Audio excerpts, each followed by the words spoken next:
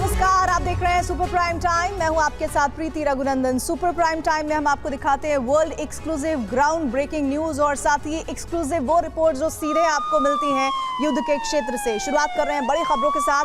पहली खबर ये आ रही है कि रूस के अंदर यूक्रेनी फोर्स का बड़ा हमला हुआ है। दूसरी ब्रेकिंग न्यूज ये है कि रूस ने यूक्रेन के 30 ड्रोन को तबाह किया है। तीसरी ब्रेकिंग न्यूज है रूस ने 7 हैमर बम को भी तबाह कर दिया है। चौथी ब्रेकिंग न्यूज यूक्रेनी फोर्स का 4 ड्रोन हमला सफल रहा है। और पांचवी खबर है विस्फोट के बाद रूस के पावर स्टेशंस में आग लग गई है। और इस वक्त साथ ही आपको ये बता दें कि पिछले 72 घंटे से रूस दहल रहा है। यूक्रेन ने ताबड़तोड़ हमले करके पुतिन को सीधा चैलेंज दिया है। अभी तक यूक्रेन को लॉन्ग रेंज हथियार नहीं मिले हैं। सोचिए एक बार यूक्रेन को लंबी दूरी के हथियार मिल गए तो तबाही का दायरा कितना बढ़ जाएगा। ज़ेलेंस्की को उसी वक्त का इंतजार है। तब तक शॉर्ट रेंज मिसाइल और ड्रोन से रूस पर हमले किए जा रहे हैं। पिछले 3 दिनों से यूक्रेन के हमले हो रहे हैं और ये भी लगातार जानकारी मिल रही है कि दरअसल ये ज़ेलेंस्की का प्रतिशोध है, क्योंकि कुर्स्क का बदला लेने के लिए पुतिन की सेना यूक्रेन के कई इलाकों पर कब्जा करके आगे बढ़ रही है। अब कुर्स्क के अलावा 10 और शहरों में यूक्रेन ने तबाही मचाकर बदले का पहला ट्रेलर दिखा दिया है।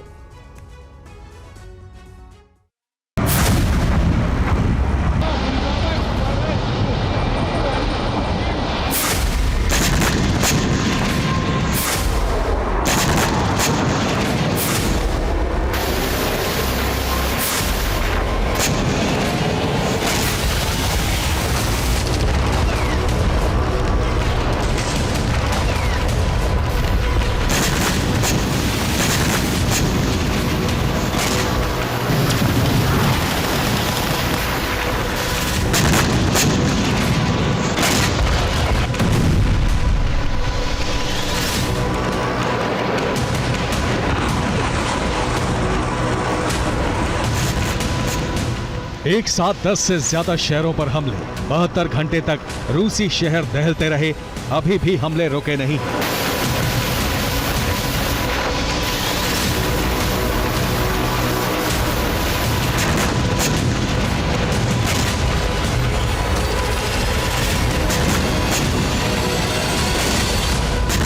ये प्रतिशोध की आग है, ये ज़ेलेंस्की का प्रतिशोध है, ये पोक्रोवस्क का बदला है।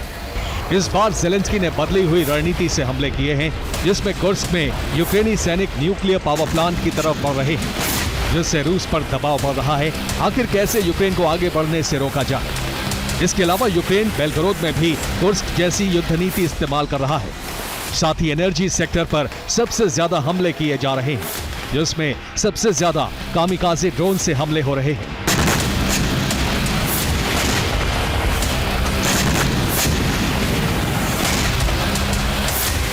लेकिन क्रेमलिन का दावा है कि हमले के लिए यूक्रेन F-16 फाइटर जेट का इस्तेमाल कर रहा है, क्योंकि रूस से विध्वंस और आगजनी के जो तस्वीरें आ रही हैं, उसके पीछे ड्रोन अटैक नहीं हो सकता। इतना विध्वंस फाइटर जेट ही मचा सकते हैं।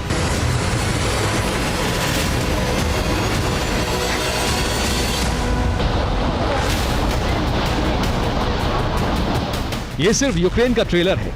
सोचिए, जब यूक्रेन को लॉन्ग रेंज वेपन मिल जाएंगे तो तबाही का दायरा कितना ज्यादा बढ़ जाएगा। आधे से ज्यादा रूस में यूक्रेन तबाही मचा सकता है। इसी वजह से यूक्रेन बार बार लॉन्ग रेंज हथियारों की डिमांड कर रहा है।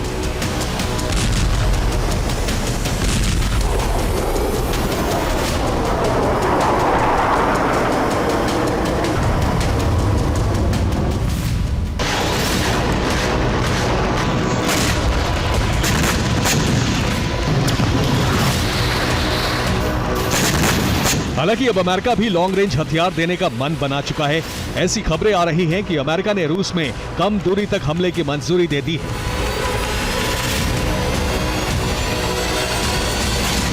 यानी अब यूक्रेन 200 से 300 किलोमीटर तक रूसी सैन्य ठिकानों पर हमले कर सकता है।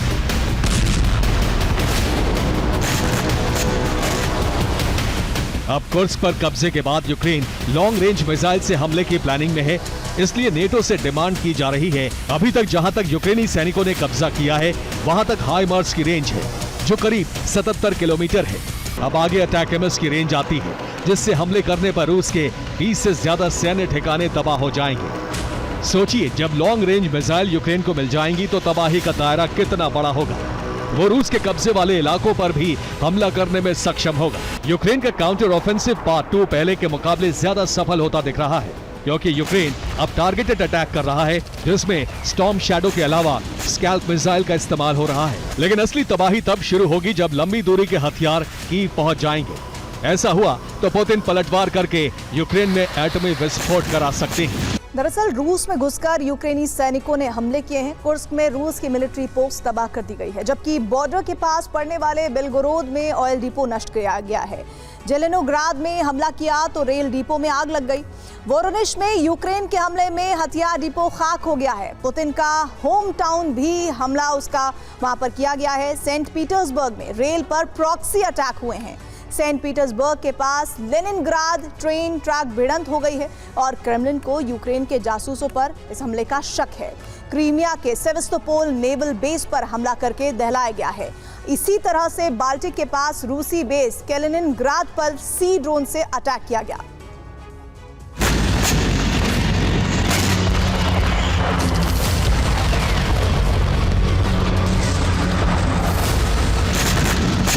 अब यूक्रेन ने बदली हुई रणनीति से दो तरफ से हमले करने शुरू किए हैं। एक तरफ उसके सैनिक रूस में घुसकर हमलों को अंजाम दे रहे हैं, दूसरी तरफ प्रॉक्सी हमले कराए जा रहे हैं।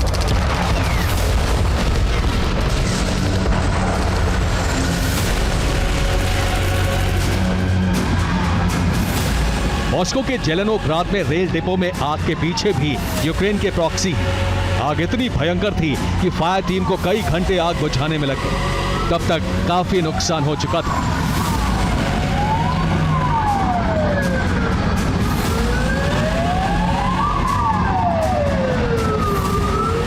इसी तरह सेंट पीटर्सबर्ग से भी एक वीडियो आया है, जिसमें एक ट्रक को रेल उड़ा देती है, जिसके पीछे प्रॉक्सी अटैक बताया जा रहा है, जिसे यूक्रेनी जासूसों ने अंजाम दिया।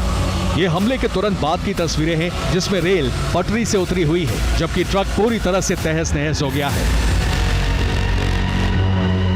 इसके अलावा यूक्रेन जमीन और आसमान दोनों जगह से हमले कर रहा है। वोरोनिश में ड्रोन से हमले के बाद आग लग गई। रूस ने यहां मिसाइल और ड्रोन रखे थे, सभी खाक हो गए।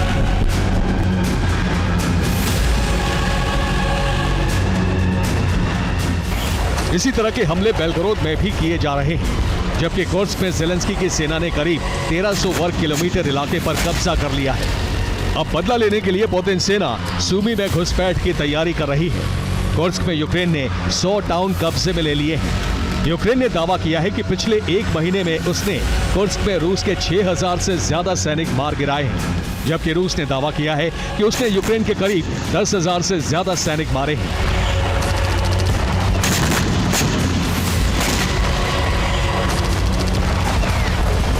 इसके अलावा हथियारों की अच्छी खासी खेप भी यूक्रेन ने तबाह कर दी है। लेकिन अब रूस बदला लेने के लिए बेचैन है। अब वो कुर्स्क में सैनिक भी भेज रहा है और हवाई हमले भी कर रहा है।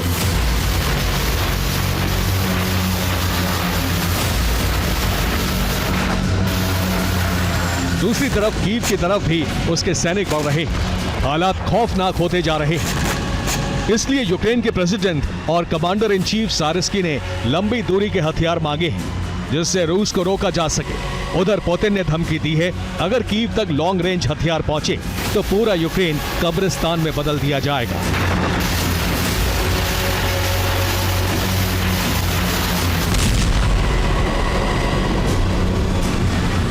Bureau report, TV9, Bharatvarsh.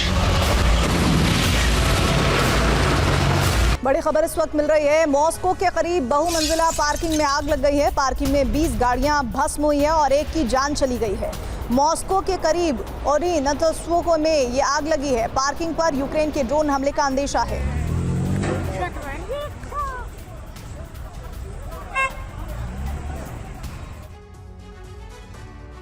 रूस के शहरों पर रात में हमले हुए तो वहीं सुबह होने से पहले ही रूस के बदले का मिशन शुरू हो गया। टारगेट यूक्रेन की राजधानी कीव रही। रूस ने कीव पर ड्रोन से कई हमले किए और इसके अलावा कीव के आसपास के बड़े शहरों पर भी हमले किए गए। पूर्वी यूक्रेन में अब रूस को कड़े मुकाबले का सामना करना पड़ रहा है। रूस की सेना जिस रफ्तार से आगे बढ़ रही थी वो थम चुकी है। यूक्रेन को डोनेस्क में भारी भरकम नुकसान उठाना पड़ा है, लेकिन यूक्रेन की अज़ोव बटालियन ने डोनेट्स्क के बड़े इलाके को रूसी सेना के कब्जे से मुक्त करा दिया है।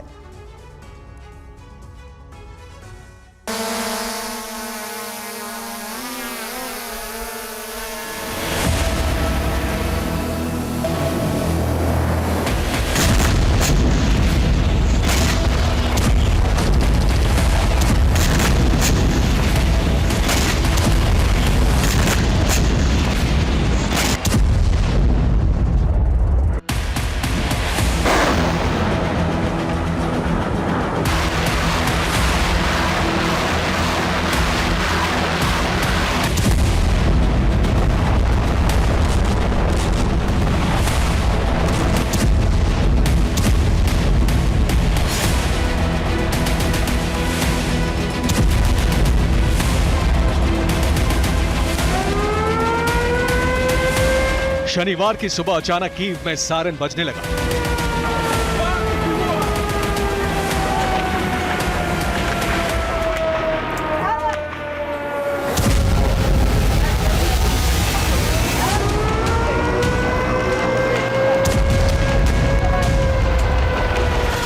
सायरन बजते ही यूक्रेन की राजधानी में भगदड़ मच गई। लोग बेसमेंट और मेट्रो स्टेशन की तरफ भागने लगे। कुछ ही देर बाद इसी तरह कीव के आसमान में ड्रोन की आवाज गूंजने लगी।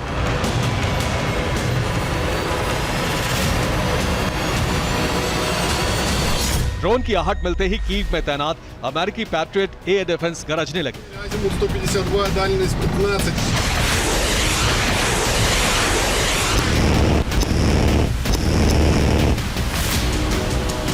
हवा में विस्फोट हो रहे थे और कीव के लोग जमीन के भीतर दुबके हुए थे।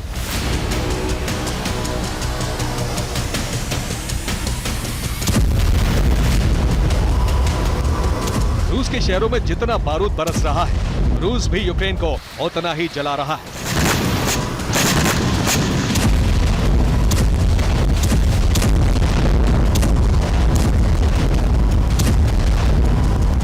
पूर्वी यूक्रेन में लगातार हमलों का दौर जारी है, लेकिन शनिवार की सुबह एक बार फिर कीव को दहलाने की कोशिश हुई। कीव पर सुबह होने से पहले हमला हुआ। रात 3 बजे के बाद कई ड्रोन दागे गए। कीव का आसमान धमाकों से गूंज उठा। रात 3 बजे से सुबह तक कई बार हमला हुआ।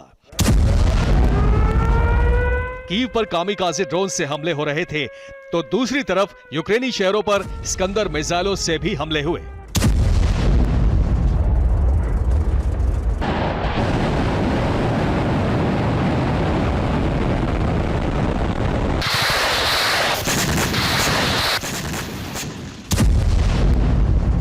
ईरान की मिसाइलों के इस्तेमाल से भी कई यूक्रेनी ठिकानों को तबाह कर दिया गया।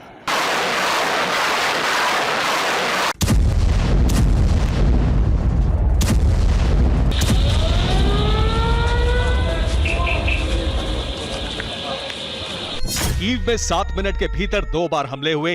कीव में कई धमाकों की आवाज सुनी गई। एयर रेड अलर्ट सायरन से कीव में दहशत रही। कीव में एयर डिफेंस तैनात है और रूसी हमले का माकूल जवाब दिया गया।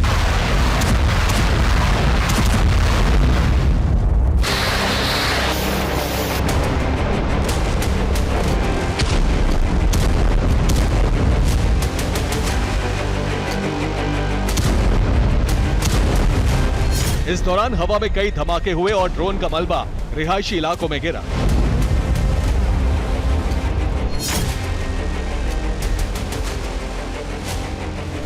ड्रोन हमले से कीव के एक स्कूल में धमाके हुए।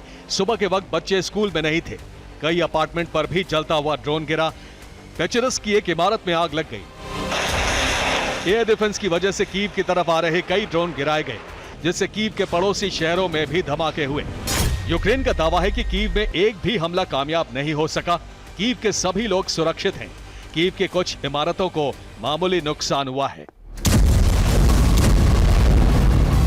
हालांकि कुछ रूसी मीडिया रिपोर्ट्स में दावा है कि कीव में कई धमाके हुए, स्कूल और अपार्टमेंट तबाह हो गए।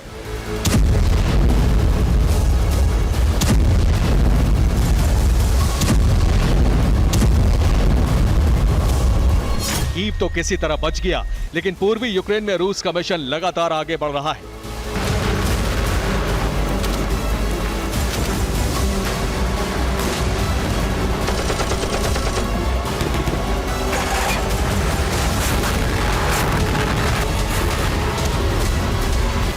डोनेट्स्क के कई इलाकों में हमले हो रहे हैं। इस बीच यूक्रेन की सरकार को अजोव बटालियन ने अच्छी खबर भेजी है।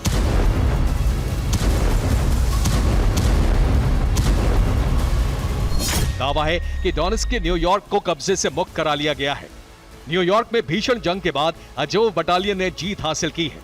रूस की सेना अजोव बटालियन से मुकाबला नहीं कर सकी। यूक्रेनी रक्षा मंत्रालय ने एक वीडियो भी जारी किया है जिसमें न्यूयॉर्क की तबाही दिख रही है। दावा है कि लगातार धमाकों के बाद रूसी फौज वापस लौटने को मजबूर हो गई और अजोव बटालियन ने न्यूयॉर्क को मुक्त करा लिया।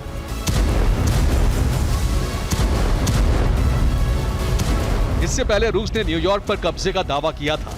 न्यूयॉर्क में भले ही कामयाबी मिली, लेकिन डोनेट्स्क और उसके आसपास यूक्रेन को भारी नुकसान भी उठाना पड़ा है। रूस ने स्कंदर मिसाइल से निप्रोपेट्रोवस्क के पाव्लोग्राद पर हमला किया। रूस ने यूक्रेन के जेट ड्रोन फैक्ट्री को नष्ट करने का दावा किया।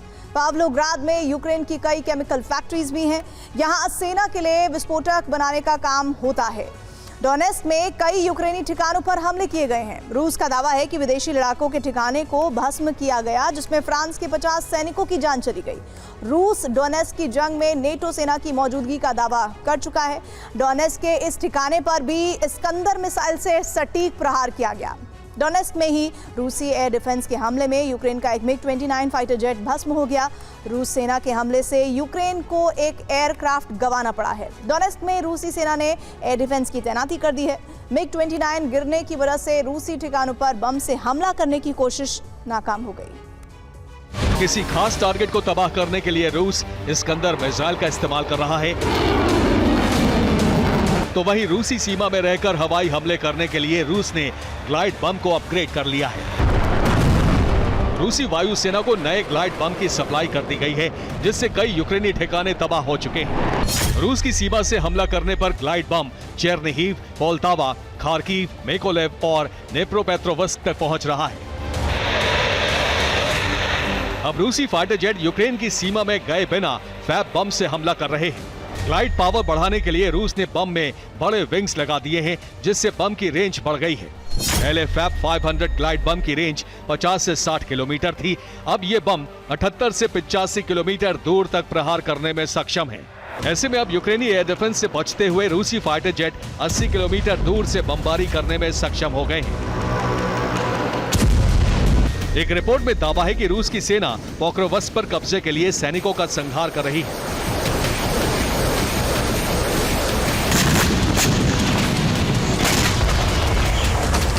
रिपोर्ट में दावा है कि पोक्रोवस्क में कई यूक्रेनी सैनिकों ने सरेंडर किया। सरेंडर करने के बाद यूक्रेनी सैनिकों को गोली मारी गई। युद्ध बंदी बनाने के बाद भी यूक्रेनी सैनिकों की हत्या की गई। यूक्रेन का दावा है कि रूस बहुत बड़े हमले की तैयारी कर रहा है और इस बार भी सर्दियों की शुरुआत के साथ यूक्रेन पर पिछले साल की तरह हमले होंगे। सितंबर का पहला हफ्ता पूरा हो गया है और इसी के साथ यूक्रेन में मौसम में बदलाव का दौर शुरू होगा। पिछले साल बर्फबारी के दौरान ताबड़तोड़ अटैक से यूक्रेन को बहुत बड़ा नुकसान हुआ था, लेकिन रूस को बहुत बड़ा फायदा नहीं हुआ। लेकिन इस बार रूस पिछले साल वाली गलती नहीं करना चाहता, इसलिए ऑपरेशन विंटर के लिए बड़ी तैयारी शुरू हो गई है। मिसाइलों का बड़ा जखीरा तैयार किया गया है। नॉर्थ कोरिया से मिसाइलें मंगवाई जा रही हैं। ईरान से मिसाइलों का जखीरा रूस पहुंचा है। पिछले साल भी रशियन मिसाइलों ने बिजली सप्लाई करने वाले स्टेशंस और पावर प्लांट्स को मलबे में बदल दिया था।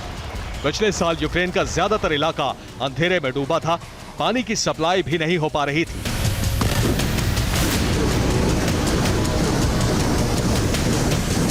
जर्मनी एयर डिफेंस भेज रहा है। ब्रिटेन एयर डिफेंस की मिसाइल देगा। पैट्रियट के लिए यूएस मिसाइलें देगा। यूक्रेन इस वक्त रूसी शहरों में हमले कर रहा है और माना जा रहा है कि इसका बदला लेने के लिए रूस में तैयारी शुरू कर दी गई है। Bureau report, TV9 Bharatvarsh. बड़ी खबर इस वक्त मिल रही है। खार्किव में यूक्रेन का हवाई हमला हुआ है। अमेरिकी GBU-39 बम का इस्तेमाल हुआ है। बमबारी में रूसी सेना के ठिकाने तबाह हुए हैं।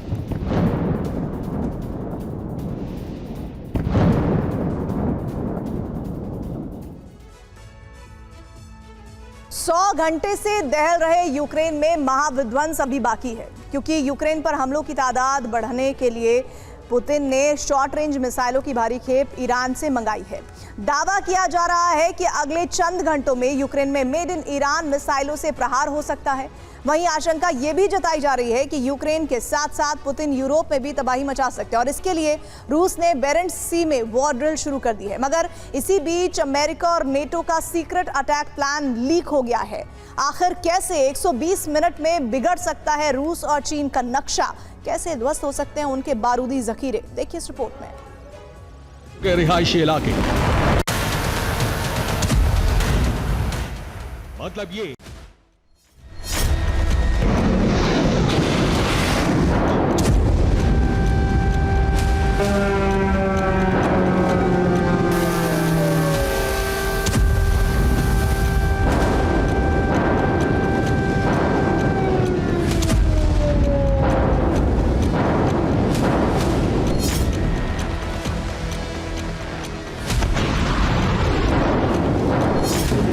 प्रचंड आसमानी प्रहार के बाद बारूद से दहलती इमारतें,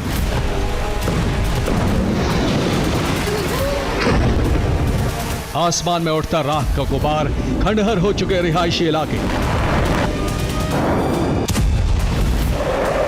और जमींदोज हुए सैकड़ों मकान। ये तस्वीरें यूक्रेन के उस इलाके की हैं जिस पर कब्जे के लिए पुतिन ने 2.5 साल पहले जंग का आगाज किया था।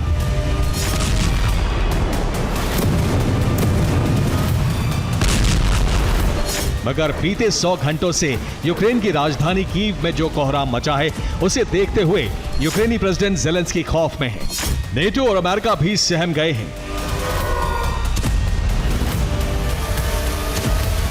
क्योंकि रूसी ब्रिगेड सिर्फ कीव को नहीं बल्कि कीव के साथ साथ यूक्रेन के कई प्रांतों और शहरों में भी ताबड़तोड़ हमले कर रही है। मगर ये तो रूस के महाविध्वंस का महज छोटा सा ट्रेलर है। अभी यूक्रेन में बारूदी भूचाल आना बाकी है। घातक ब्रह्मास्त्रों से यूक्रेन का कोना कोना दहलना बाकी है।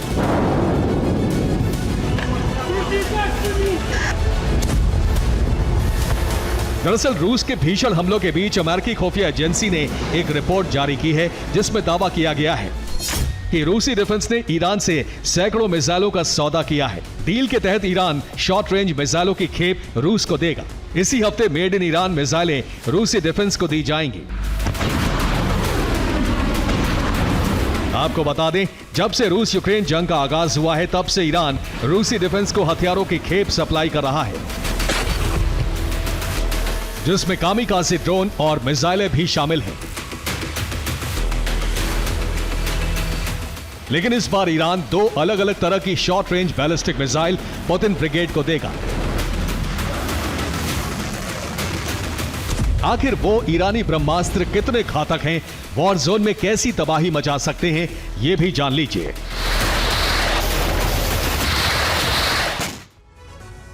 कुछ रिपोर्ट्स में दावा किया जा रहा है कि S-400 मिसाइल डिफेंस सिस्टम के बदले ईरान रूसी डिफेंस को 2 अलग अलग तरह की शॉर्ट रेंज बैलिस्टिक मिसाइल दे रहा है, जिसमें से एक मिसाइल है फतेह 360। आपको बता दें कि ईरान की फतेह 360 एक satellite guided tactical ballistic missile है।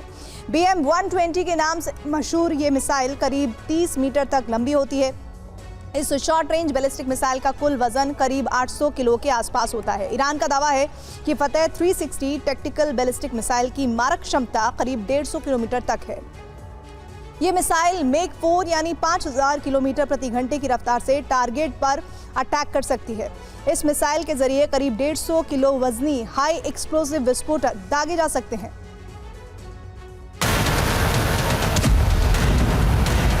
मतलब ये कि अब तक यूक्रेन के प्रांतों, शहरों और रिहायशी इलाकों को रूसी डिफेंस शाहिद 131, 136 कामिकाज़े ड्रोन से दहला रहा था। मगर अब ईरान का घातक ब्रह्मास्त्र फतेह 360 यूक्रेन के कोने कोने में बवंडर ला देगा।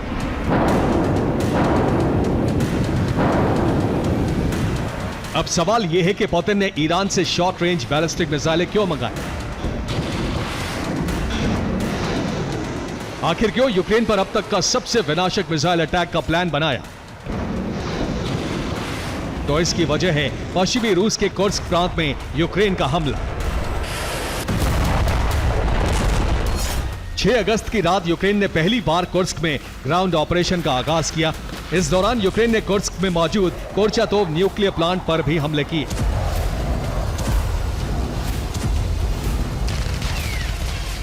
यूक्रेन के इन्हीं हमलों के चलते अब यह खबर सामने आ रही है कि जल्द ही रूस कोर्चातोव एटमी प्लांट को बंद कर सकता है। रूस ने कोर्चातोव प्लांट पर यूक्रेनी हमलों की आशंका जताई है। रूसी परमाणु ऊर्जा एजेंसी के चीफ ने प्लांट बंद करने का दावा किया है। जहां कुर्स्क को लेकर रूसी सेना को पीछे हटना पड़ा, तो वहीं कुर्स्क का इंतकाम लेने के लिए पहले तो क्रेमलिन ने यूक्रेनी धरती को बम गोला बारूद से दहलाया। परमाणु बम वर्षकों से ताबड़तोड़ प्रहार किए और अब यूक्रेन में ईरानी मिसाइलों से गदर मचाने का काउंटडाउन ऑन हो चुका है।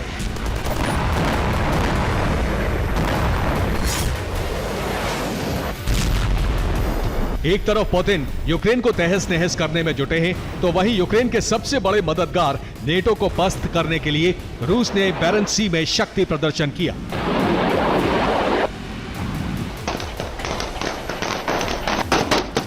रिपोर्ट्स की माने तो रूस की नॉर्दर्न फ्लीट ने बैरेंट्स सी में वॉर ड्रिल की। इस युद्धाभ्यास में रूसी नौसेना ने समंदर में डमी टारगेट को तबाह किया। इतना ही नहीं, युद्धपोतों से रूसी नौसेना के लड़ाकू विमानों ने भी उड़ान भरते हुए समंदर में बमबारी की।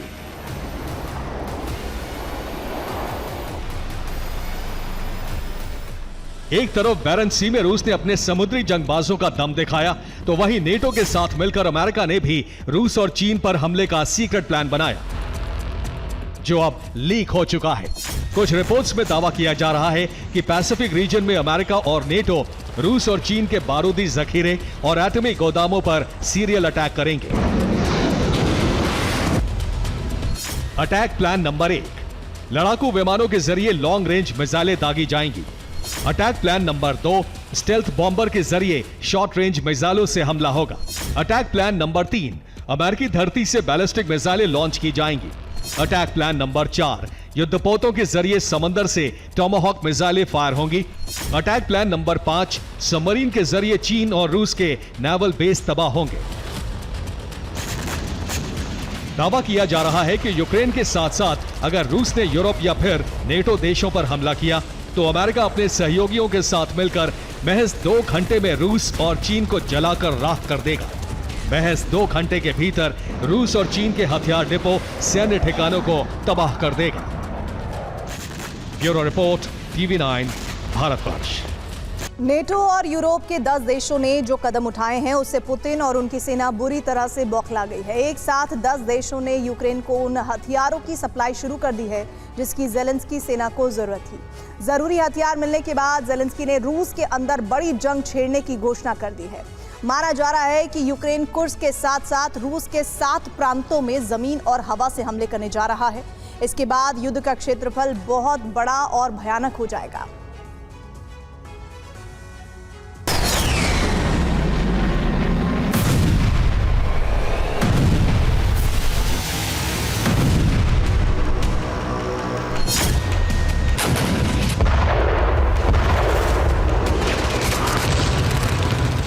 युद्ध की ये आग और भड़कने जा रही है। विनाश का क्षेत्रफल और भी बड़ा होने जा रहा है।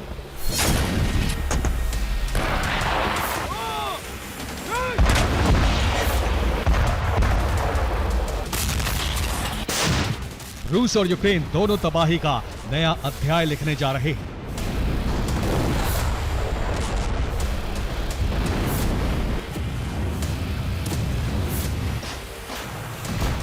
यूक्रेन युद्ध का विस्तार होने जा रहा है।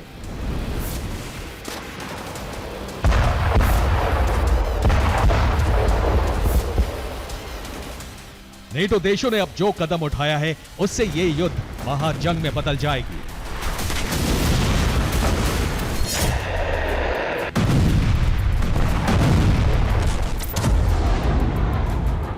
ज़ेलेंस्की की कोशिश कामयाब हो गई है।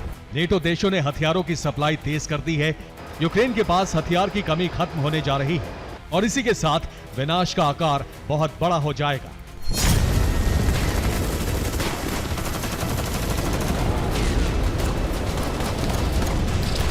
नेटो देश यूक्रेन को सिर्फ हथियार ही मुहैया नहीं कराएंगे बल्कि उसकी ड्रोन शक्ति को भी बढ़ाएंगे। यूक्रेनी सेना को सबसे बड़ी हथियारों की खेप सुपर पावर अमेरिका देने वाला है।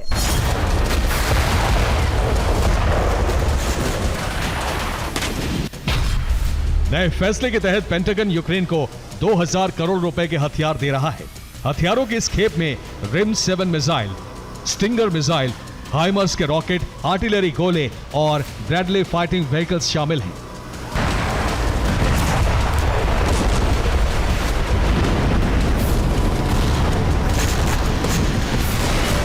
अमेरिका के ये हथियार जैसे ही कीव पहुंचेंगे, यूक्रेनी फोर्स रूस की धरती को नए सिरे से जलाना शुरू कर देगी।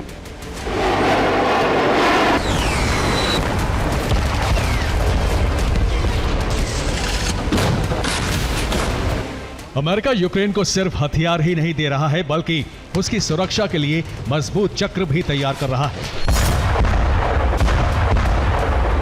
अमेरिका यूरोपीय कंपनियों के साथ मिलकर यूक्रेन के लिए विशेष एयर डिफेंस सिस्टम भी बना रहा है। अमेरिका के साथ साथ कई और देशों ने भी यूक्रेन के बारूद को रिचार्ज कर दिया है।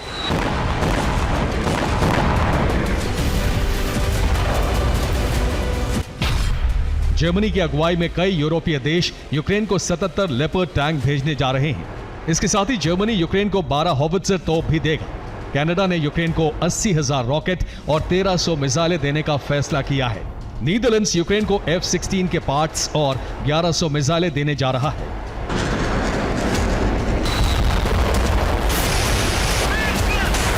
नेटो देशों ने एक साथ यूक्रेन को हथियार मुहैया कराने का ऐलान कर दिया है। अमेरिका और लिथुआनिया ने यूक्रेन की ड्रोन ताकत बढ़ाने के लिए बड़ा कदम उठाया है।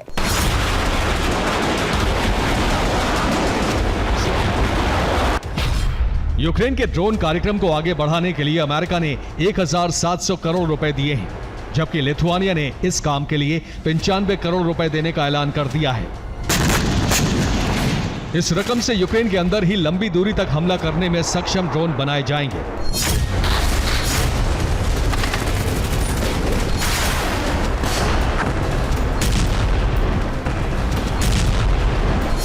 नेटो के इन कदमों से यूक्रेनी फोर्स को नई ताकत मिलने जा रही है। सैन्य शक्ति बढ़ने के साथ ही युद्ध के मैदान में यूक्रेन का काउंटर अटैक शुरू हो जाएगा।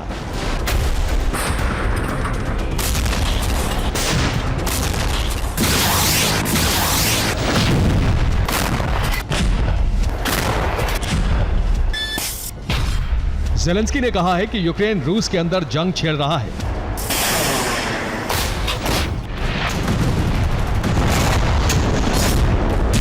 रूस के अंदर जंग का क्षेत्रफल तब और बड़ा हो जाएगा जब यूक्रेन को नेटो के घातक हथियार मिल जाएंगे।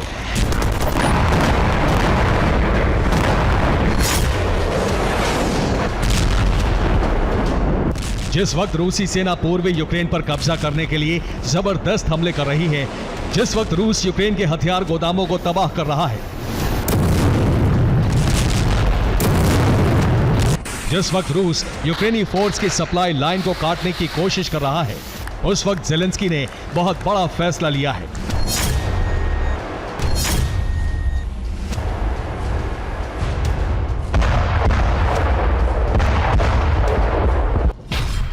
यूक्रेन अब अंडरग्राउंड हथियार डिपो और हथियार फैक्ट्री बना रहा है।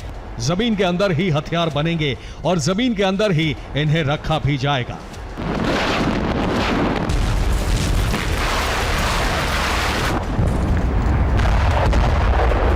ऐसा होने के बाद रूस यूक्रेनी हथियार गोदामों को तबाह नहीं कर पाएगा। यूक्रेन के हथियार नहीं जलेंगे तो वो युद्ध में मजबूती से खड़ा रहेगा।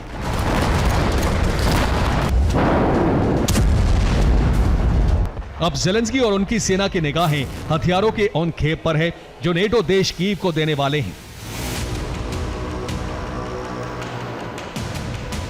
अगर नेटो के हथियार समय पर मिल गए तो यूक्रेन अपने पूर्वी हिस्से की रक्षा कर पाएगा।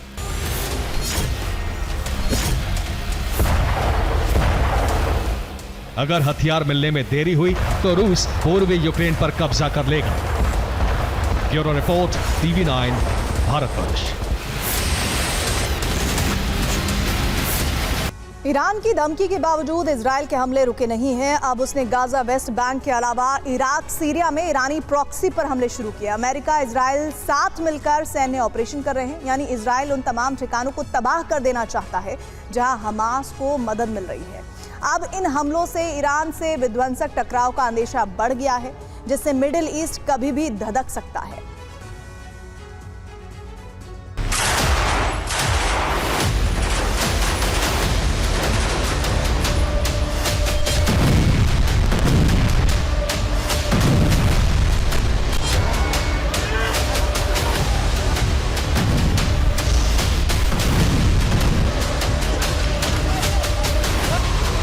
ईरान हमले की धमकी लगातार दे रहा है, लेकिन इजराइल ना तो रुका है, ना ही रुकने वाला है।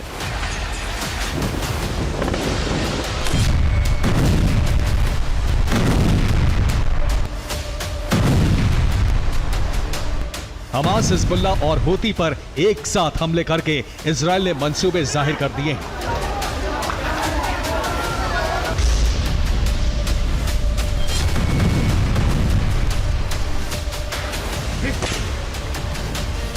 इजराइल ने वेस्ट बैंक में सीक्रेट ऑपरेशन जब से शुरू किया है, तब से ईरान तमतमा रहा है।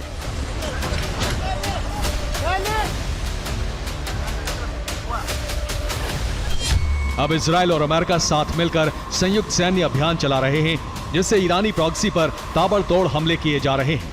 दावा किया है कि हिजबुल्ला के 1000 लड़ाके मार गिराए हैं, जिससे तमतमाए ईरान ने इजराइल को मिटाने की धमकी दे डाली है। लेकिन हमले रुके नहीं हैं। गाजा में 24 हमले किए गए, वेस्ट बैंक में 8 बार एयर स्ट्राइक, जबकि लेबनान में 15 बार बमबारी की गई। यमन में टास्क फोर्स ने 3 ड्रोन दागे और सीरिया में 10 बार एयर स्ट्राइक की गई, जबकि इराक में 3 प्रॉक्सी ठिकानों पर हमले किए गए। ये हमले इजराइल और अमेरिका ने एक साथ किए, जिसमें ईरानी प्रॉक्सी के ठिकानों को टारगेट किया गया। इस बीच पेंटागन की तरफ से कहा गया है कि ईरान बदला लेने के लिए कभी भी हमला कर सकता है, बस उसे परमाणु परीक्षण का इंतजार है, जिसके लिए उसकी तैयारी पूरी है।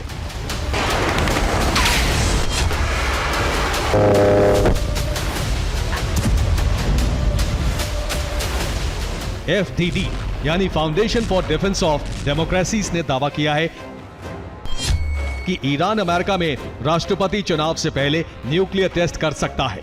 इसलिए अमेरिका तुरंत अपने सैनिकों की संख्या मिडिल ईस्ट में बढ़ाए, क्योंकि ईरान को रोकना बेहद जरूरी है। रिपोर्ट के बाद अमेरिका सतर्क हो गया है। पेंटागन में सीक्रेट मीटिंग में अरब में डिप्लॉयमेंट बढ़ाने पर भी बात की गई। इस बीच ईरानी आर्म्ड फोर्स के ब्रिगेडियर जनरल अली अब्दुल्ला ने धमकी दी है कि ईरान की जमीन पर हमला हुआ तो उसकी प्रतिक्रिया बेहद कड़ी होगी। हमारे सुप्रीम लीडर और कमांडर तबाही का ऐसा रास्ता चुनेंगे जिससे दुश्मन देश कांप जाएंगे।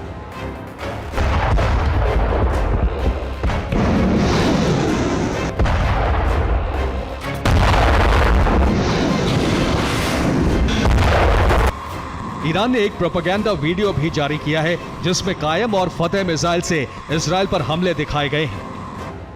साथ ही रूस से मिले डिफेंस सिस्टम भी वीडियो में दिखाए हैं।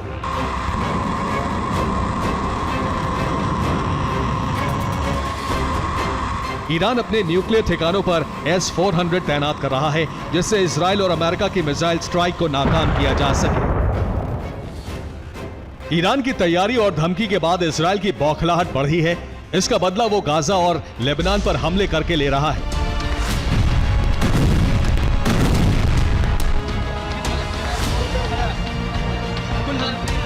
आशंका जताई कि हमास लड़ाके स्कूल में छिपे हैं। हमले में आईडीएफ ने दावा किया कि उसने 14 हमास लड़ाकों को मार गिराया। हमले में 30 से ज्यादा विस्फोट किए गए। रात से लेकर सुबह तक ऑपरेशन चला, जिसमें 30 लड़ाके गिरफ्तार भी किए गए।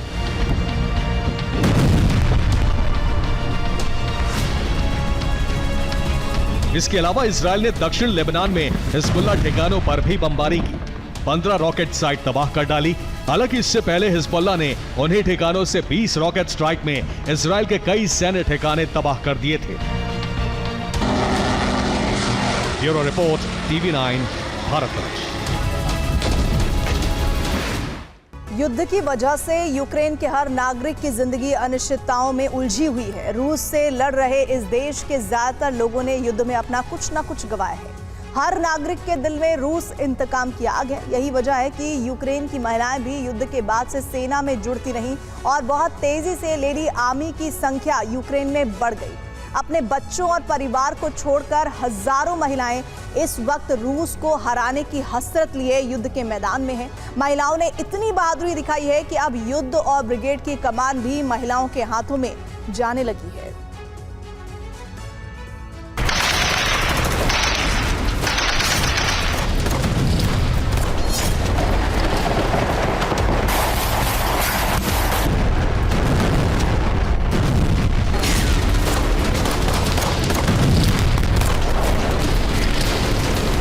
हवा में ड्रोन और नीचे ताबड़तोड़ गोलियां चल रही हैं। तेज रफ्तार से उड़ रहे ड्रोन को निशाना साधकर गोली मारना कोई आसान काम नहीं है।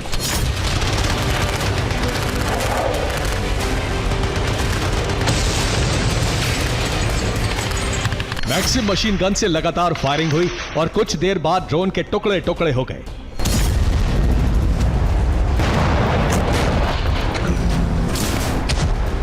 अब जरा निशाना साधने वाले को देखिए। ये यूक्रेन की महिला सैनिक है जो अब फ्रंट लाइन पर कमान संभाल रही है। ये यूक्रेन की बेहद खूंखार फोर्स है जिसमें शामिल हर सैनिक बेहद खूबसूरत है।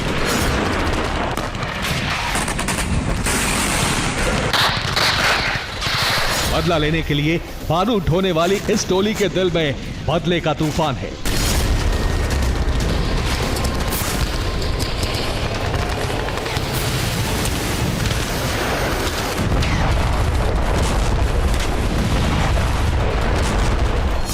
कभी डिजाइनर कपड़ों की शौकीन रही इन महिलाओं का लिबास अब बदल चुका है। बैग में मेकअप किट रखने वाली ये लड़कियां अब ग्रेनेड और बुलेट से लैस हैं।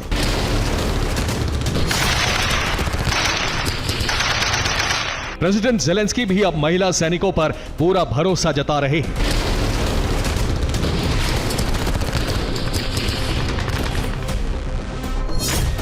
महिलाओं को कमांडर बनाया जा रहा है। लेडी कमांडर्स पुरुषों का नेतृत्व कर रही हैं। लेडी कमांडर्स ही युद्ध की रणनीति बना रही हैं। सेना की कई टुकड़ी महिलाओं के हाथों में है। यूक्रेन की महिला सैनिकों को देखकर यकीन होता है कि वाकई हालात सब कुछ सिखा देता है। इंतकाम का तूफान इंसान से कुछ भी करवा सकता है।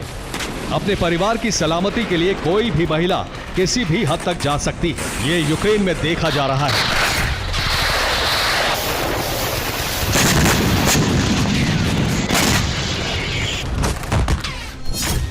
रूसी आक्रमण से पहले यूक्रेन की सेना में 32,000 फीमेल फाइटर थीं। 2023 तक महिला सैनिकों की संख्या 60,000 को पार कर गई। 2024 में यह आंकड़ा 1 लाख के पार चला गया है। यूक्रेन की आर्मी में सभी ताकतवर पदों पर पुरुषों का कब्जा है। युद्ध से पहले महिला सैनिकों को दफ्तर के छोटे मोटे काम दिए जाते थे, लेकिन युद्ध ने यूक्रेन में हालात को बदला और महिलाओं को जंग में खुद को साबित करने का बेहतरीन मौका दिया। महिला ब्रिगेड सेना के हर फील्ड में मौजूदगी दर्ज करा चुकी है। आर्टिलरी से लेकर स्नाइपर और ड्रोन से लेकर रॉकेट दागने तक की ट्रेनिंग महिलाओं को दी जा चुकी है। इनमें कई ऐसी महिलाएं हैं जिन्होंने युद्ध में अपने परिवार, पति या दोस्त को गंवाया है।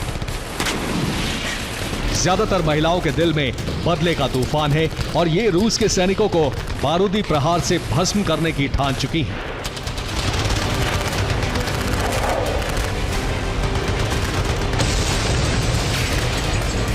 Bureau report, TV9 Bharatvarsh.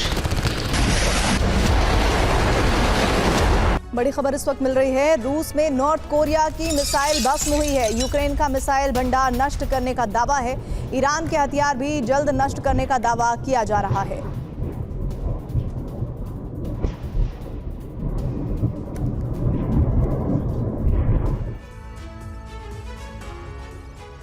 Sunita Williams और उनके साथी बुश विल्मोर को स्पेस स्टेशन ले जाने वाले स्पेसक्राफ्ट स्टार लाइनर 3 महीने बाद धरती पर सुरक्षित लैंड हो गया है।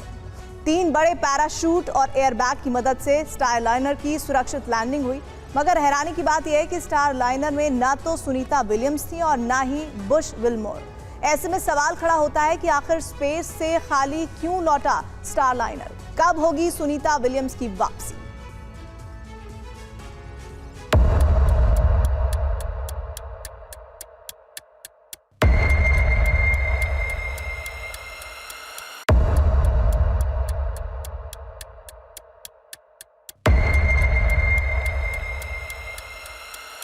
तीन महीने बाद सुनीता विलियम्स और बुच विल्मोर को अंतरिक्ष में लेकर गया बोइंग का स्टार लाइनर अंतरिक्ष यान धरती पर लौट आया।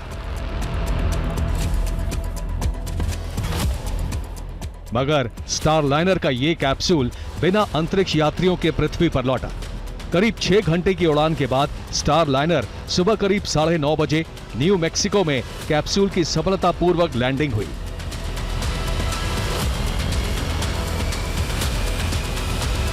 दरअसल स्टार लाइनर के इसी कैप्सूल से 5 जून को सुनीता विलियम्स और बुच विल्मोर अंतरिक्ष स्टेशन गए थे।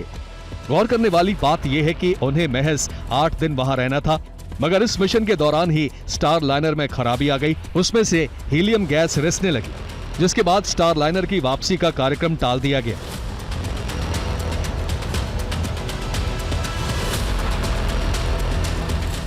मगर 3 महीने बाद स्टार लाइनर बिना अंतरिक्ष यात्रियों के सही सलामत पृथ्वी पर लौट आया है। ऐसे में सवाल यह है कि इस कैप्सूल से सुनीता और विल्मोर धरती पर क्यों नहीं लौटे? तो आपको बता दें कि सुनीता विलियम्स और बुच विल्मोर को अभी 5 से 6 महीने अंतरिक्ष स्टेशन पर ही बिताने होंगे।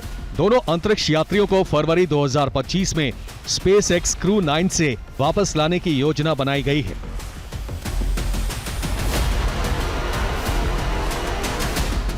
लेकिन सवाल यह है कि अंतरिक्ष में सुनीता और विल्मोर की क्या स्थिति है? तो आपको बता दें कि इंटरनेशनल स्पेस स्टेशन में सुनीता विल्मोर दोनों स्वस्थ हैं। पिछले महीने कार्गो स्पेसशिप से 3.8 टन सामान भेजा गया। करीब 1 टन खाना और कपड़े और रिसर्च के उपकरण भेजे गए। आईएसएस में एस्ट्रोनॉट्स को ऑक्सीजन की कमी नहीं है।